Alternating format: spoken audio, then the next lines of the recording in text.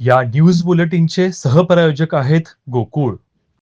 शिक्षण क्षेत्राला काळीमा फासणारी धक्कादायक घटना मुरगुड शहरात उघडकीस आली असून एका नामांकित शाळेतील मुख्याध्यापकाने अल्पवयीन मुलीवर लैंगिक अत्याचार केल्याचा गंभीर आरोप समोर आलाय.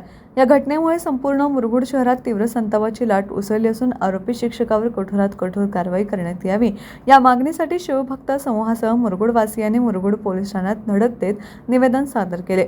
मिळालेल्या माहितीनुसार संबंधित मुख्याध्यापकाने आपल्या पदाचा गैरवापर करत हे घृणास्पद कृत्य केल्याचा आरोप आहे. गुरु शिष्य या पवित्र नात्याला काळीमा फासणाऱ्या घटनेमुळे पालकांमध्ये भीतीचे वातावरण पसरले असून शहरात तीव्र संताप व्यक्त होत आहे. या घटनेच्या निषेधार्थ शिवभक्त व नागरिक मोठ्या संख्येने एकत्र आले. पोलीस प्रशासनाने दिलेल्या निवेदनात आरोपीवर जलद गतीने तपास करून कठोर शिक्षा देण्यात यावी, जेणेकरून भविष्यात अशा प्रकारच्या घटना घडू नयेत अशी ठाम मागणी करण्यात आली. अशा नराधम प्रवृत्तींमुळे संपूर्ण शिक्षकी पेशाबद्दल समाजात चुकीचा संदेश जात असल्याचेही निवेदनात नमूद करण्यात आले. यावेळी शिवभक्त सर्जेराव भाट यांनी सांगितले की शिक्षण क्षेत्रात अशा नराधम प्रवृत्तींना थारा देता कामा नये. या घटनेमुळे मुरगुड शहराचे नाव बदनाम झाले असून आरोपीला कठोरात कठोर शिक्षा झालीच पाहिजे. मुरगुड पोलीस ठाण्याच्या अधिकाऱ्यांनी निवेदन स्वीकारून या प्रकरणाचे गांभीर्य लक्षात घेऊन योग्य ती कायदेशीर कारवाई करण्यात येईल असे आश्वासन दिले आहे.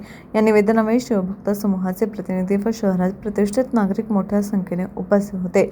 आरोपी शिक्षकावर पोलीस प्रशासन कोणती कारवाई करेल याकडे आता संपूर्ण जिल्ह्याचे लक्ष लागलं आहे. टीव्ही नेक्स्ट साठी मुरगुडहून सर्जेराव भाट.